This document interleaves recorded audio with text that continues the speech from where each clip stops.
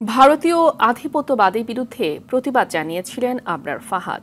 তার হত্যাকারীদের শাস্তি দাবি জানিয়ে আমার দেশ পত্রিকার সম্পাদক মাহমুদুর রহমান বলেছেন, যেসব খুনি ভারতে আশ্রয় নিয়েছে তাদের ফিরিয়ে আনতে হবে। বিকেলে বাংলাদেশ প্রকৌশল বিশ্ববিদ্যালয়ের মেধাবী শিক্ষার্থী আবরার ফাহাদের ৫ম মৃত্যুবার্ষিকী উপলক্ষে স্মরণ সভায় একথা বলেন তিনি। এদিকে কুষ্টিয়ার বাসায় আবরার ফাহাদের মা ছেলে হত্যাকারীদের দ্রুত ফাঁসি কার্যকরের দাবি জানান। আশিকুল আলমকে সাথে নিয়ে বিল্লাল হোসেনের রিপোর্ট। বাংলাদেশ প্রকৌশল বিশ্ববিদ্যালয়ের শিক্ষার্থী আবরার ফাহাদের ৫ম শাহাদাত বার্ষিকী উপলক্ষে স্মরণ সভার আয়োজন করে আবরার ফাহাদ স্মৃতি সংসদ।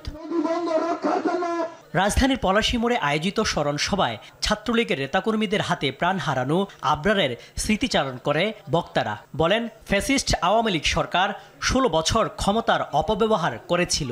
এই সময়ে বিশ্ববিদ্যালয়ের গণরুমে শিক্ষার্থীদের নির্মম অত্যাচার করেছে ছাত্রলীগ।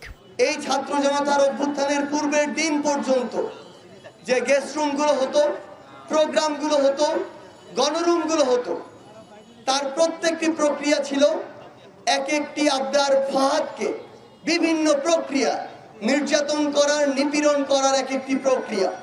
মত প্রকাশের স্বাধীনতা গত ১৬ বছর ধরে ছাত্রলীগ হরণ করেছে। আমরা চাই এটি তাদের বিরুদ্ধে প্রথম চার্জশিট আকারে আমাদেরকে মামলা করতে হবে। আমি বাংলাদেশের মানুষের কাছে এখনো প্রশ্ন রাখতে চাই, এখনো যারা গণঅভ্যুত্থানে আহত হয়েছিলেন তাদের এখনো চোখ কেন অন্ধ হয়ে যাচ্ছে?